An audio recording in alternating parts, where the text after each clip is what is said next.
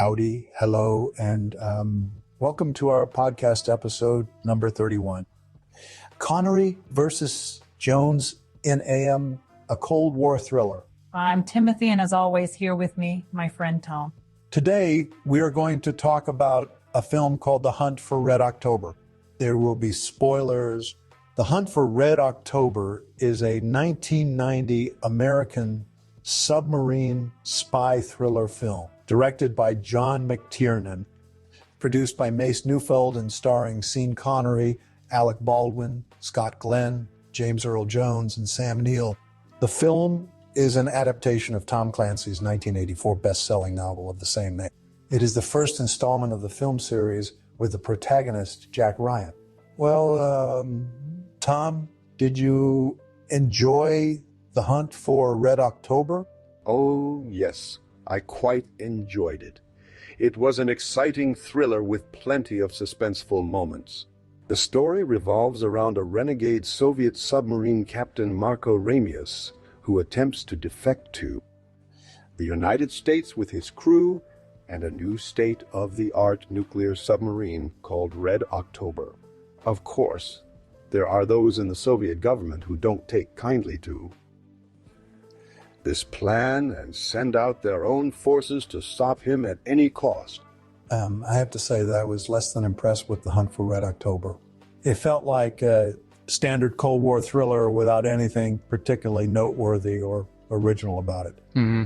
While there were some tense scenes throughout the film, they weren't enough to keep me engaged or interested in what would happen next. And let's be honest here. Connery was far too old for this role. He just didn't seem believable as a Soviet submarine captain. Oh, come on now, Tim. You can't judge an actor based solely on their age. Sean Connery did an excellent job in this role, bringing both gravitas and charm to his portrayal of Captain Ramius. As for the story being unoriginal, I think that's missing the point. The Hunt for Red October was released during a time when Cold War tensions were still high, and audiences were craving films like this one that explored those fears and anxieties. It may not be the most groundbreaking film ever made, but it certainly delivers on thrills and excitement. I'm sorry, but I still stand by my opinion. Connery was too old and lacked the physicality needed for this role. The plot itself wasn't all that engaging either. It felt like a generic Cold War thriller with little to no depth or substance. I understand that some people might enjoy films of this genre, but personally, I found The Hunt for Red October to be quite disappointing and forgettable. Well, we certainly have different tastes in movies. While it's true that the plot may not be entirely original, it still manages to keep viewers on the edge of their seats with its suspenseful twists and turns. And let's not forget about the impressive set pieces, from the intense submarine chase scenes to the nail-biting standoff between Ramius and his American counterpart, played by Alec Baldwin. The Hunt for Red October delivers in terms of action and excitement. Plus, there are some memorable performances from supporting actors like Scott Glenn as Jack Ryan and James Earl Jones as Admiral Greer. I will concede that the film does have its moments, but overall, it just didn't work for me. The pacing felt off at times, with certain scenes dragging on longer than necessary while others seemed rushed or underdeveloped. Additionally, I found some of the characterizations to be lacking. Marco Ramius's motivations for defecting were never fully explored beyond simply wanting a better life for himself and his crew, which felt rather shallow given the high stakes involved in this situation. You make some valid points there, Tim. However, I still maintain that The Hunt for Red October is an entertaining and thrilling film that holds up well, despite its age. It's certainly not perfect, but it does manage to captivate audiences with its mix of action and suspense. As for characterization, While Ramius's motivations may not have been thoroughly explored in this particular installment, future films in the series delve deeper into his past experiences, which help explain why he made certain choices throughout the hunt for Red October. Well, we can agree to disagree on this one.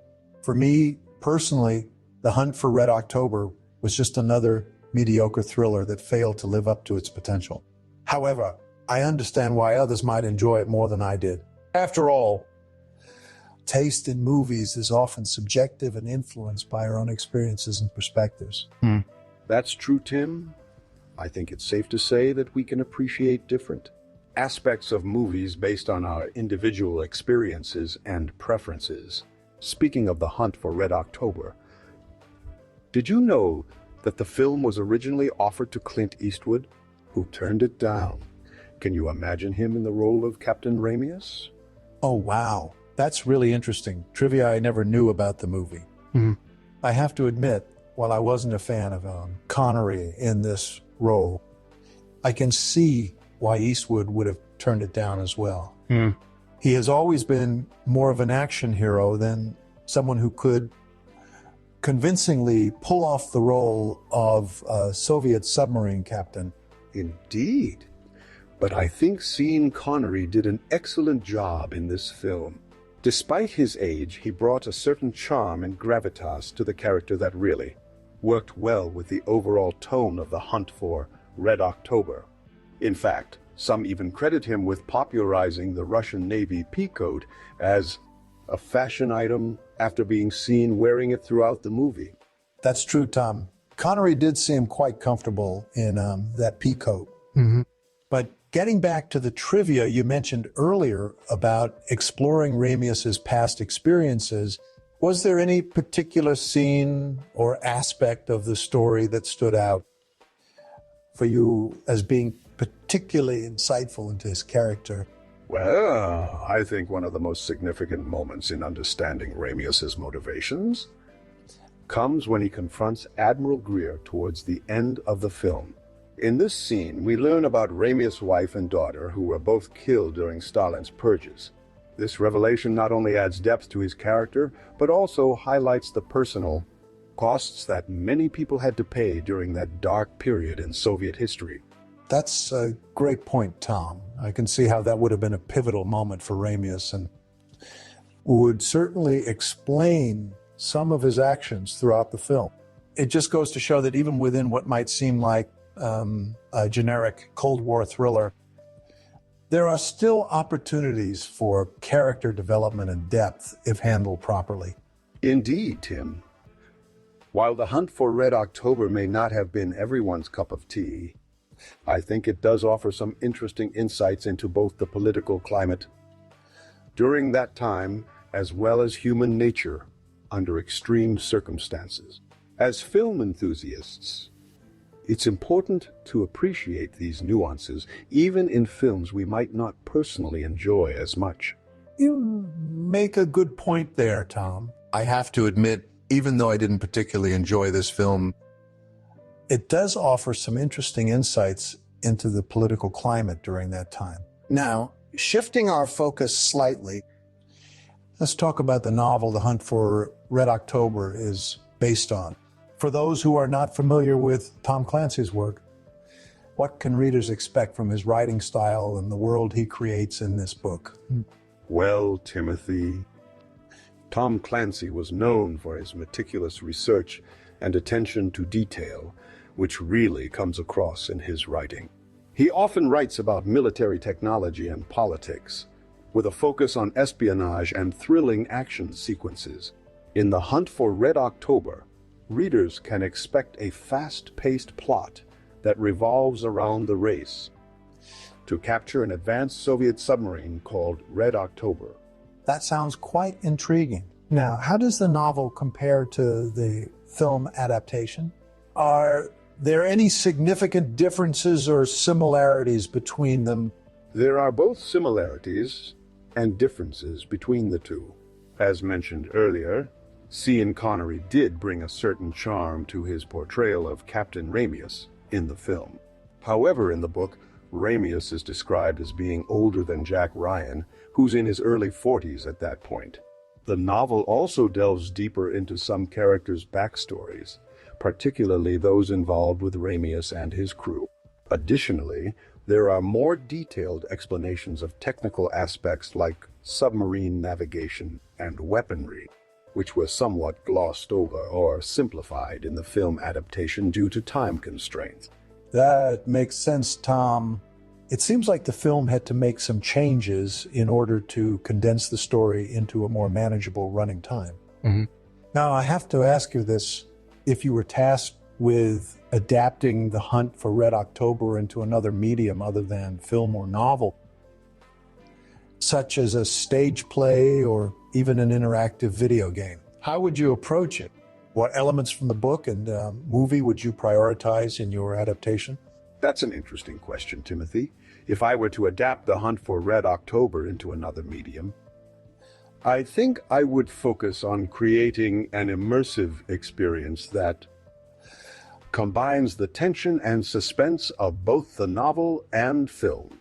For a stage play, I would prioritize using minimal sets, but with detailed lighting and sound effects to convey the sense of being aboard a submarine or in various locations around the world.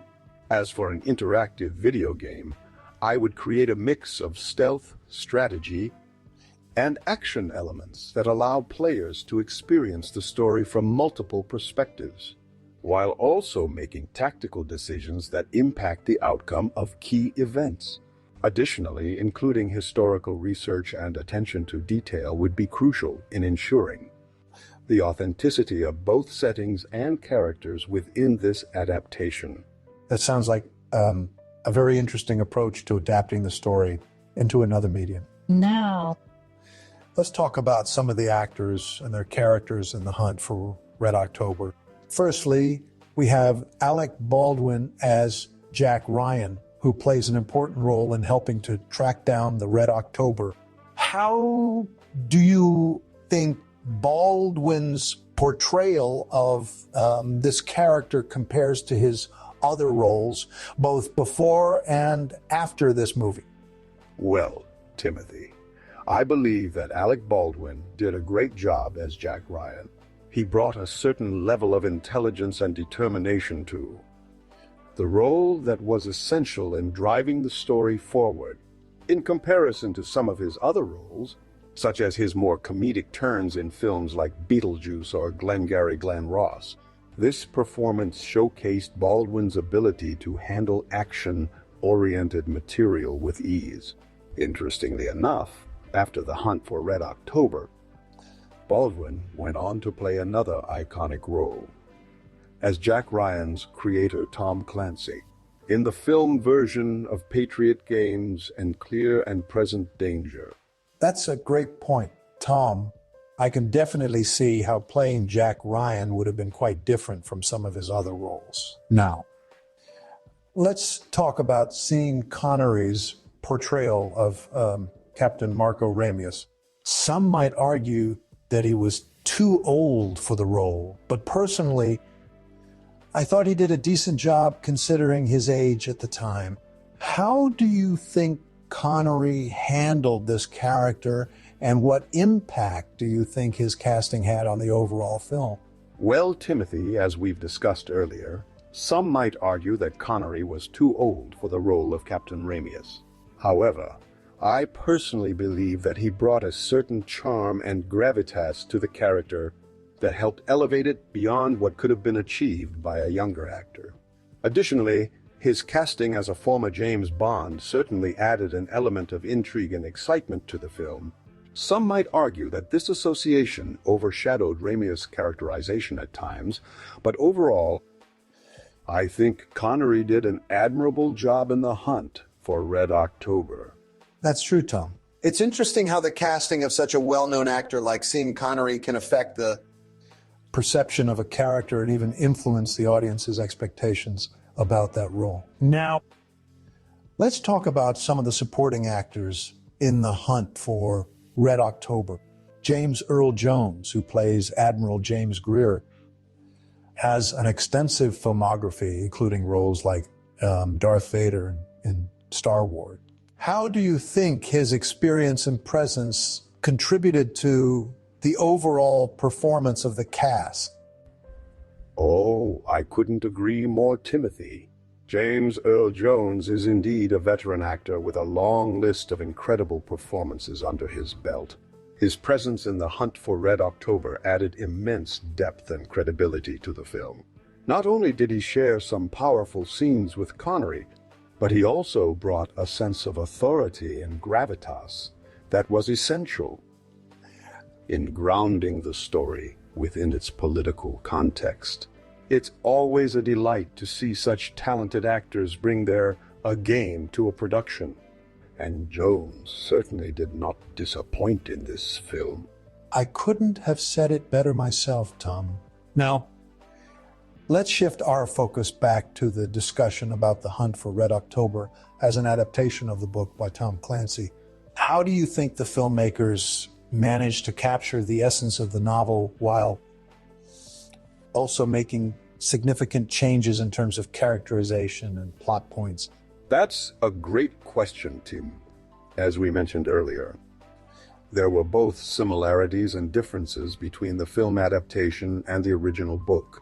In my opinion, what the filmmakers managed to do was strike a balance between staying true to Clancy's vision while also making necessary adjustments for the screen. They kept key elements, like the race against time to capture Red October, the intricate submarine battles, and even some of the political tensions between the Soviet Union and America. However, they made changes in terms of characterization and plot points in order to make it more accessible and engaging for a wider audience. Overall, I think they did an admirable job bringing The Hunt for Red October from page to screen. Now, let's talk about the cultural significance of The Hunt for Red October. Released in 1990, the film came at a time when Cold War tensions were still fresh in many people's mind, even though the Berlin Wall had fallen just 2 years prior. The story struck a chord with audiences because it explored themes of loyalty, betrayal, and redemption against the backdrop of global politics. It also served as a reminder that even within seemingly monolithic organizations like AM, the Soviet military, there were individuals capable of questioning their leaders' decisions and taking matters into their own hands. That's very true, Tim. The Hunt for Red October was released during a time when many people were still grappling with the aftermath of the Cold War and its impact on global politics.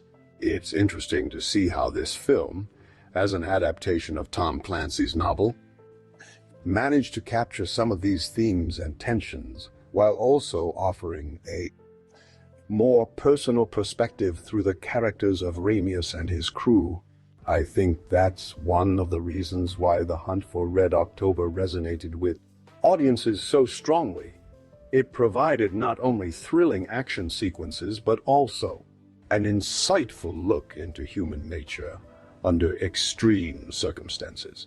Absolutely, Tom. It seems like the film struck a chord with people around the world, as evidenced by its box office success and enduring popularity among fans of the genre. I think it's also worth mentioning how The Hunt for Red October helped launch the career of director John McTiernan, who went on to helm other successful action films like Die Hard and Predator. Additionally, the film's score by composer Basil Polidorus added an extra layer of tension and excitement that further enhanced the viewing experience. That's a great point, Tim. John McTiernan did an excellent job directing The Hunt for Red October, and it's clear to see how his work on this film influenced his future projects. Basil Polidorus' score is indeed iconic. I still remember the chilling opening notes every time I watch the film. It really helps set the tone for what's to come and adds an extra layer of intensity to the already thrilling action sequences. Now let's shift our focus back to the characters themselves. As we've discussed earlier, Alec Baldwin and Sean Connery both gave memorable performances in their respective roles as Jack Ryan and Captain Ramius. However, there are also other significant characters like James Earl Jones, Admiral Greer, or Scott Glenn's CIA agent Jack Ryan, who played pivotal roles in the story.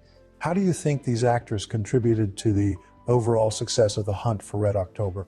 Well, Tim, as we've discussed earlier, all of the performances in The Hunt for Red October were top-notch.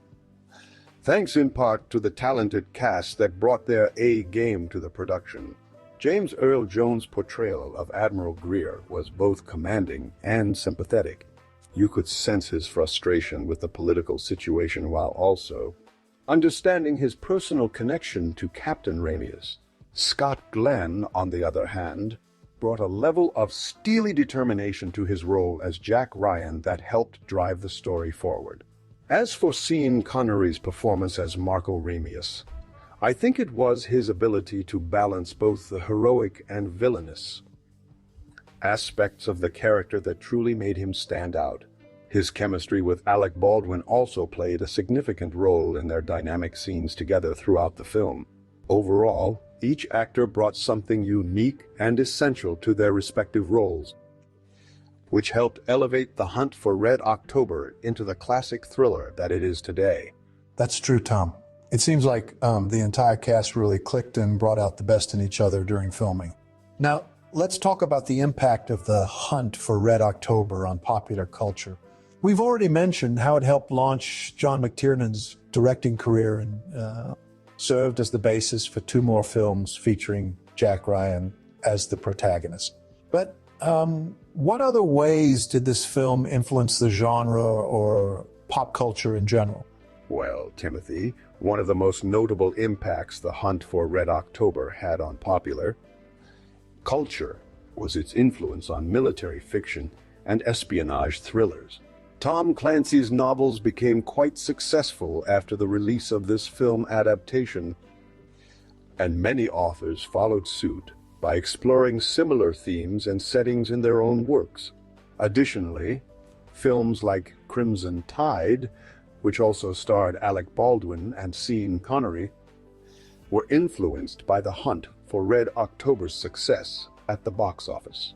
Furthermore, there have been numerous references and parodies to The Hunt for Red October in popular culture over the years since its release, from memes inspired by Captain's filmography, like Baldwin's character Jack Ryan, to pop culture-wide. Recognition of Connery as an actor who played an iconic role in developing Cold War spy genre, The Hunt for Red October left a lasting impression on many people around the world. That's true, Tom. It seems like The Hunt for Red October has had a huge impact on pop culture and influenced many aspects of popular filmmaking processes at the studio. Now, let's discuss where as well. Cian will be recording engineer who can only remembering the past mid-tyranny, and present day 195 days, 60 days, 7 base filmmaker and a fictional character. Well, Timothy, as we wrap up our discussion about The Hunt for Red October, I'd say it was a thrilling adaptation that managed to capture the essence of Tom Clancy's novel while also making significant changes that worked well for the screen. The casting choices were excellent, with both Alec Baldwin and Sean Connery delivering memorable performances in their respective roles. Additionally, the film did an impressive job balancing tension, action, and political intrigue to create a compelling viewing experience. Overall, I think The Hunt for Red October is a must-watch, not only for fans of the genre, but also for those who appreciate well-crafted stories with interesting characters and relatable themes. It's an engaging film that has stood the test of time and continues to entertain audiences even decades after its release. I couldn't agree more, Tom. The Hunt for Red October is truly a classic in its own right. And it's fascinating to see how well it's held up over the years. From its tense and suspenseful storyline to its memorable performances by an all-star cast. This film has left an indelible mark on pop culture and the thriller genre as a whole. Now, Before we sign off for today, I want to remind our viewers that if you enjoyed our discussion about The Hunt for Red October or have your own thoughts on the film, please make sure to leave us a comment below. And of course, don't forget to subscribe to our channel and hit that like button to let us know you were here. Thanks for joining us today, and we look forward to seeing you next time for another thrilling discussion about films and all things entertainment related.